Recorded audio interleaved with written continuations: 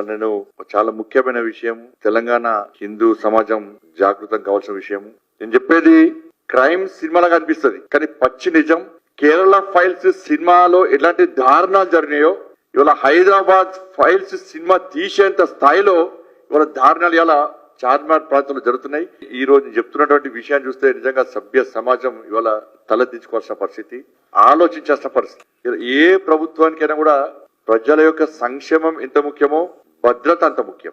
ఈ ప్రభుత్వాలు ప్రజలను రక్షించడానికి ఎంత తీవ్రమైన చర్యలు తీసుకుంటే ప్రజలు అంత సంతోషంగా ఉంటారు, అంత క్షేమంగా ఉంటారు. ఒక దారుణమైన సంఘటన పాత బస్తీలో జరుగుతున్నాయి. ఓల్డ్ సిటీలో చార్మినార్ ప్రాంతంలో పాత బస్తీలో కొన్ని స్కూల్స్, ముఖ్యంగా హిందువుల యొక్క స్కూల్స్, హిందూ అమ్మాయిలు ఎక్కువగా చదివే స్కూల్స్ కాలేజ్ టార్గెట్ చేసుకొని ముస్లిం యువకులకు సంబంధించి ఒక డ్రగ్స్ మూట అక్కడ మైనర్ అమ్మాయిలను 14, 15, 16 సంవత్సరాల యొక్క మైనర్ అమ్మాయిలను ట్రాప్ చేసి వాళ్ళ జీవితాలను సర్వనాశనం చేస్తున్నటువంటి దారుణ సంఘటనలు ఇవాళ ఈ చార్మినార్ ప్రాంతంలో జరుగుతున్నాయి. దీనికి అండాదండ ఎంఐఎం పార్టీ స్థానిక డివిజన్ నాయకుల నుంచి ఎంపీల వరకు అక్బరుద్దీన్ ఓవైసీ గాని, అసదుద్దీన్ ఓవైసీ గాని, వాళ్ళ శాసనసభ్యులు గాని, వాళ్ళ నాయకుల యొక్క కనుసన్నల్లో ఇదంతా జరుగుతుంది. వాళ్ళ నాయకత్వంలో జరుగుతుంది, వాళ్ళ స్వీయ రక్షణలో ఇవంతా జరుగుతూ ఉన్నది. ముస్లిం అమ్మాయిలు ఎక్కువగా చదివే స్కూల్స్ టార్గెట్ కాదు, వాళ్ళంతా ప్రశాంతంగా చదువుకుంటున్నారు. వాళ్ళు చదువుకోవాలి, మాకు ఇబ్బంది లేదు అలా. కానీ ఎక్కడైతే హిందువుల యొక్క స్కూల్స్ ఉన్నాయో, హిందూ అమ్మాయిలు ఎక్కువగా ఉన్న స్కూల్స్ కాలేజెస్ ఉన్నాయో వాటిని టార్గెట్ చేస్తున్నారు. ఫస్ట్ ఒక అమ్మాయిని ట్రాప్ చేసి అమ్మాయిని ఒక ఫంక్షన్ పేరు మీద పిలిపించి, ఒక ముస్లిం అమ్మాయి బర్త్డే అని పిలిపించి ఆ అమ్మాయికి చాక్లెట్ ఇచ్చారు. తక్కువ డోస్ తో డ్రగ్స్ తో కూడా చాక్లెట్ ఇచ్చారు అమ్మాయికి. ఇది మెల్లమెల్లగా అమ్మాయికి ఆ డ్రగ్స్ డోస్ పెంచి అలవాటు చేసి ఆ అమ్మాయిని దాదాపు 6 రోజుల పాటు ఎత్తుకపోయారు. అమ్మాయిని నాకు తెలిసి ఏం చేస్తారో తెలుసు. 6 days తర్వాత ఆ అమ్మాయిని మళ్ళా తీసుకొచ్చి పోలీస్ స్టేషన్ దగ్గర వదిలిపెట్టారు. ఎట్లా వదిలిపెట్టారంటే వాళ్ళ పేరెంట్స్ పోయి పోలీస్ కంప్లైంట్ ఇస్తే పోలీసులు పట్టించుకోలే, ఎఫ్ఐఆర్ చేస్తారు. లాస్ట్ 4 days తర్వాత వాడంతా వాడుకొని వచ్చి పోలీస్ దగ్గర వదిలిపెట్టి పోతాడు. వదిలిపెట్టినాక ఏమైతుంది, పోలీసు వాళ్ళు ఏం చేస్తారంటే చేస్తే ఒక ఎఫ్ఐఆర్ చేస్తారు, దాని డ్రగ్స్ కేసు పెడతారు, ఫోక్సో కేసు పెడతారు, అన్ని పెడతారు. దానిలో వ్యక్తిని అరెస్ట్ చేయరు. మీ అమ్మాయి మీకు వచ్చింది కదా, అమ్మాయిని ఏం చేయలేదు కదా, మీరు ఏం మాట్లాడకండి. మీరేమన్నా మాట్లాడితే వాళ్ళు వచ్చి మళ్ళీ అమ్మాయిని చంపుతారు. ఇది ఎవరు చెప్తారు? ఇది పోలీసు వాళ్ళు చెప్తారు. ఇది మొదటి సంఘటన జరిగింది. దీని తర్వాత అదే అమ్మాయిని లోపరుచుకొని ఇచ్చి నగ్నంగా వీడియోలు తీయడము, వాళ్ళని అన్ని రకాలుగా శారీరక దోపిడీ చేయడము. మీరు బయటికి పోయి ఏమన్నా చెప్తే ఈ వీడియోలు సోషల్ మీడియాలో పోస్ట్ చేస్తాం, మీ కాలనీ ఏరియాలో పోస్ట్ చేస్తాం, మీ స్కూల్ గ్రూప్లలో దీన్ని సర్క్యులేట్ చేస్తాము, మీ అమ్మానాలను చంపేస్తాం. ఆదిల్ అలియాస్ అజీజ్ వీడు ఈ పాల్తీగాడు ఒక్క కేసు కాదు, వీడు గ్యాంగ్ లీడర్. వీటితో పాటు పెద్ద డ్రగ్స్ గ్యాంగ్, ఇదో పెద్ద రాకెట్. ఇది వీని గ్యాంగ్ లా దాదాపు 30-40 మంది కంటే ఎక్కువ మంది వీని గ్యాంగ్ లో ఉంటారు. వీళ్ళంతా కూడా ముస్లిం యువకులు. వీళ్ళందరూ కూడా డ్రగ్స్ కి అలవాటు అయిపోయింది. ఈ అమ్మాయి మళ్ళా అమ్మాయిని తీసుకుపోయారు. వాళ్ళు తీసుకుపోయిన తర్వాత పోలీస్ స్టేషన్ పోతే పట్టించుకోలే పోలీసు వాళ్ళు. మళ్ళీ అమ్మాయి వస్తుంది కదా, వచ్చినప్పుడు తీసుకుపోండి. ఇది సమాధానం. అక్కడ కొంత అధికారుల సమాధానం. ఎవరు చంపరు, ప్రాణాలతో వస్తే సరిపోతుంది కదా మీకు. ఇది లోకల్ కానిస్టేబుల్ తో పాటు పోలీసు వాళ్ళు ఇచ్చే సమాధానం. అక్కడ అమ్మాయి రాలే. లాస్ట్ కు చూసిన తర్వాత మా అక్కడ గోషామహల్ జిల్లా అధ్యక్షుడు ఉమా మహేందర్ గారి దగ్గరికి వాళ్ళు పేరెంట్స్ పోయిన తర్వాత పోలీస్ స్టేషన్ ఉమా మహేందర్ గారు పోతే ఎఫ్ఐఆర్ చేస్తలేడు. లాస్ట్ కు ఎఫ్ఐఆర్ చేస్తారా చేయరా అని ప్రశ్నించాక ఎఫ్ఐఆర్ చేసిన తర్వాత పట్టుకొస్తలేరు. నాకు ఫోన్ చేసిన తర్వాత నేను మా లీగల్ సెల్ ఆంతోన్ రెడ్డి గారికి ఫోన్ చేసి దీని మీద నేను ఢిల్లీలో ఉన్నా, మణిపూర్ లో ఉన్నా, దీని మీద సీరియస్ చూడండి అని చెప్పిన తర్వాత ఏబిఎస్ కార్పస్ పిటిషన్ చేస్తామని మా అడ్వకేట్స్ చెప్పిన తర్వాత అప్పుడు ఎంత ఘోరమైన విషయం అంటే లోకల్ ఉన్న ఎస్ఐ ఏం చేసి తెలుసా, ఎవరు పట్టుకపోయినారు అంటే మళ్ళా వాడే ఆదిల్ సార్ అని చెప్పిన వెంటనే గంట లోపల తీసుకొచ్చి పోలీస్ స్టేషన్ దింపేసి వెళ్ళిపోయాడు. వాడికి ఎట్లా తెలుసు, ఆదిల్ అంటోనికి ఎట్లా తెలుసు? ఇప్పుడు అమ్మాయి జూనియర్ హౌస్ లో ఉంది.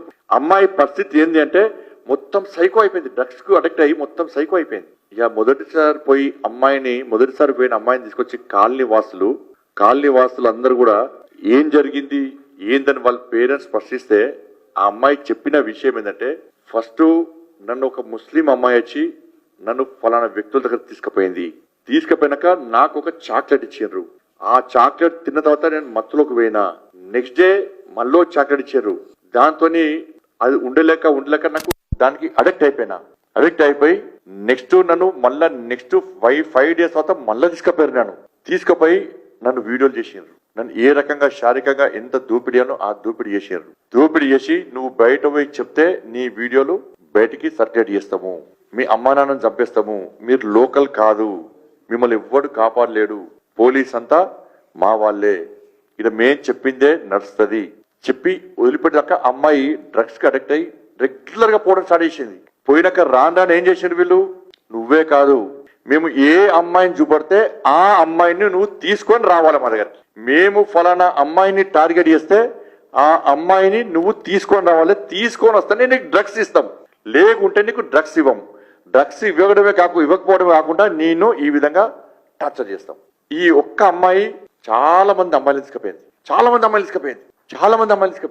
ఈ మొన్న వచ్చిన అమ్మాయిని తీసుకొచ్చి ప్రశ్నించిన తర్వాత ఆ అమ్మాయి దాదాపు 9 మంది అమ్మాయిల పేరు చెప్పింది. సార్ నేనే కాదు, ఇది నా ఒక్కదానికి సంబంధించిన ఇష్యూ కాదు, నేను చూసినప్పుడే నాకు తెలిసే దాదాపు 9 మంది అమ్మాయిలు అని చెప్పి 9 మంది అమ్మాయిల పేర్లు చెప్పింది. మనకు తెలిసి ఓన్లీ 9 మంది అమ్మాయిలే. ఇట్లా 100ల మంది అమ్మాయిలు ఇవాళ అమ్మాయిలను ఈ రాకెట్ తీసుకుపోయి అన్ని రకాలుగా వాడుకొని ఏ విధంగా ఇబ్బంది పడుతుందో ఆలోచించాల్సిన అవసరం. దీనికి సపోర్ట్ ఎవరు? పోలీస్. బాగా చెప్తా పోలీసులను తీసుకొచ్చి పోడు. ఎఫ్ఐఆర్ లో ఇలా మేం చెప్తున్నాం, పేరెంట్స్ చెప్తున్నారు ఆదిల్ అలియాస్ అజీజ్ అని. ఏ ఎఫ్ఐఆర్ లో కూడా వాళ్ళ పేర్లు ఆదిల్ అలియాస్ అజీజ్ అని చెప్పి ఇక్కడ ఏ ఎఫ్ఐఆర్ పేరు లేదు. బాజాప్త అమ్మాయిల పేర్లు చెప్తున్నారు కానీ ఎఫ్ఐఆర్ లో ఏ ఒక్క వ్యక్తి పేరు లేదు. ఇన్ని సంఘటనలు జరిగితే ఎఫ్ఐఆర్ చేస్తున్నారు, ఎఫ్ఐఆర్ క్లోజ్ చేస్తున్నారు, ఒక్కరి మీద యాక్షన్ లేదు, ఒక్కరిని అరెస్ట్ చేయలే. ఒక పోలీస్ అధికారి అంటాడు ఇది కామన్, నీ ఇంట్లో నీ బిడ్డకో నీ చెల్లెకో అయితే కామన్ అనుకుంటాను. అందరు 16 సంవత్సరాల లోపు అమ్మాయిలు అందరూ కూడా దీని మీద వెంటనే ఒక టీం ఏర్పడేయాలి, నిజాయితీ గల మంచి ఆఫీసర్ టీం వేసి నిష్పక్షపాతంగా దీని మీద విచారణ జరిపి ఈ రాకెట్ ఎవరు నడుపుతున్నాడు, ఎంతమంది దీనిలో సభ్యులు, దీనికి ఎవరు సపోర్ట్ చేస్తున్నారు, తెర వెనుక ఎవరున్నారు, దీనికి సపోర్ట్ చేసి ఇన్ని రోజులు పట్టించుకోకుండా ఆ ఫాల్త్ గాన్లకు సపోర్ట్ చేసిన పోలీస్ అధికారులు ఎవరు, కానిస్టేబుల్ తో సహా అందరు, వాళ్ళందరి మీద క్రిమినల్ కేసులు పెట్టి వాళ్ళని వెంటనే సస్పెండ్ చేసి అరెస్ట్ చేస్తే తప్ప ఈ సమస్యకు పరిష్కారం దొరకదు. ఇది మాకెందుకులే, పిల్లల ప్రాణాలు మాకు ముఖ్యం కాదు, ఆ మైనర్ అమ్మాయిల లైఫ్ మాకు అవసరం లేదు, వాళ్ళు ఏమనని ఈ గుండాలు ఏం చేసినా మాకు అవసరం లేదు, మాకు ఓట్లు కావాలి, అధికారం కావాలి, పైసలు కావాలి, ఎంఎం పార్టీ సపోర్ట్ కావాలని మీరు అనుకుంటే భారతీయ జనతా పార్టీ రక్షక దళాలను ఏర్పడేస్తాం. మేము పాత బస్తీలో 100% రక్షక దళాలను ఏర్పడేస్తాం. ఈ రక్షక దళాలు నిరంతరం మా హిందూ అమ్మాయిలను కాపాడుకోవడం కోసం పక్కా ఏర్పడేస్తాం. ఇప్పుడే రామచంద్ర గారు మా రాష్ట్ర అధ్యక్షులు ఇప్పుడు బయట మాట్లాడిన విషయం అదే, లేదు పాత బస్తీలో రక్షక దళాలు ఏర్పాటు చేద్దామని చెప్పి రామచంద్రరావు గారే నాకు సలహా ఇచ్చారు, చేద్దామని చెప్పి. మేము రక్షక దళాలు ఏర్పాటు చేస్తే యుద్ధం మాకు స్టార్ట్ అవుతుంది. ఇది శాంతి భద్రత సమస్య వస్తే దానికి సాక్షాత్తు రాష్ట్ర ముఖ్యమంత్రి బాధ్యత వహించాల్సి వస్తుంది. మేము వట్టిగా చేతులు మూడ్చుకొని కూర్చుంటోళ్ళగా మీకు అవకాశం ఇస్తున్నాం, మేము నిష్పక్షపాతంగా విచారణ జరపట్టున్నాం, ఆ క్రిమినల్స్ మీద యాక్షన్ తీసుకోమంటున్నాం, పోలీసులను కూడా యాక్షన్ తీసుకొని అందరిని అరెస్ట్ చేయమంటున్నాం. మీరు కనుక చేయకుంటే గోరక్షకు సంబంధించి ఏ విధంగా దళాలు హిందూ వాహిని బజరంగ దళాలు వాళ్ళు హిందూ ధర్మ రక్షణ కోసం పనిచేస్తున్నారో పాత బస్తీతో సహా ఈ భాగ్యనగర్ లో రక్షక దళాలు మేము ఏర్పాటు చేస్తే మేము కూడా డ్రెస్ లేని పోలీసుగా మేము బాధ్యతను నిర్వహించు స్టార్ట్ చేస్తే అది శాంతి భద్రత సమస్యగా ఉత్పన్నమైతే దానికి రాష్ట్ర ముఖ్యమంత్రి బాధ్యత వహించాల్సి వస్తుంది. నేనేదో ఆవేశంతో రాజకీయతో చెప్తలేను, బాధతో చెప్తున్నా, ఆవేశంతో చెప్తున్నా. ఇవాళ ఒక్క అమ్మాయి కాదు, 2 అమ్మాయిలు కాదు, 100ల మంది అమ్మాయిల జీవితాలను నాశనం చేస్తే రాష్ట్ర ముఖ్యమంత్రి నీ ఇంటెలిజెన్స్ ఏమైంది నీ ఇంటెలిజెన్స్? చీమ చిటుకుమంటే ఇంటెలిజెన్స్ నీకు రిపోర్ట్ ఇవ్వాలి. పొద్దున ఏం జరుగుతుంది, ఈ పార్టీ ఏం చేస్తుండు, ఆ పార్టీ వాడు ఏం చేస్తామని చెప్పడానికి కానీ ఇంటెలిజెన్స్. మీ కాంగ్రెస్ పార్టీ నాయకుల ఆస్తిపాస్తు సంపాదించుకో కానీ ఇంటెలిజెన్స్. ఇప్పుడు ఈ మంత్రి ఏం చేస్తున్నాడు ఆ మంత్రి ఏం చెప్పుకోవడానికి కానీ ఇంటెలిజెన్స్. ప్రజల రక్షణ గురించి ఇంటెలిజెన్స్ పనిచేయదా? వదిలిపెట్టరా పాత బస్తీని? నాతోని పాత బస్తీని కాపాడడం కాదు అని రాష్ట్ర ముఖ్యమంత్రి స్పష్టంగా చేయమని చెప్పండి. పాత బస్తీలు కేంద్ర బలగాలు పక్కా తీస్తాం హిందువులను కాపాడుకోవడం కోసం, బెంగాలీ హిందూ అమ్మాయిలను కాపాడుకోవడం కోసం, బెంగాలీ హిందూ కుటుంబాలను కాపాడుకోవడం కోసం ఇలా అమిత్ షా గారితో మాట్లాడతాం. కేంద్ర ప్రభుత్వం అంతా నిర్ణయం తీసుకుంటుంది. పాత బస్తీలో కేంద్ర బలగాలు పక్కా రప్పిస్తాం. మేము వెంటనే స్పందించకుంటే ఇదే పాత బస్తీలో ప్రభుత్వానికి వ్యతిరేకంగా, ప్రభుత్వం యొక్క మైనార్టీ సంతుష్టీకరణ విధానాలకు వ్యతిరేకంగా పాత బస్తీలో వేల మంది హిందూ యువకులతో రక్షక దళాలు ఏర్పాటు చేసి భారీ ప్రదర్శన పాత బస్తీలో పక్కా చేస్తాం. ఇది దేనికోసం అంటే భారతీయ జనతా పార్టీ బ్యానర్ మీద కాదు, పక్కా రక్షక దళాలు ఏర్పడేసి మేము కవాతు నిర్వహిస్తాం. పక్కా 100% పాత బస్తీలో కవాతు నిర్వహిస్తాం.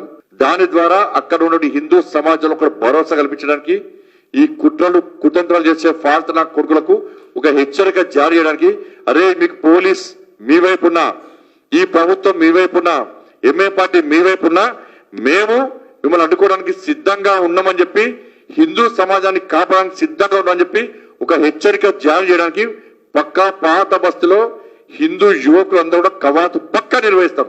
ఇది జరిగి తీరుతుంది. ఆ అవకాశం మాకు ఇవ్వద్దని చెప్పి రాష్ట్ర ముఖ్యమంత్రి చెప్తున్నాను.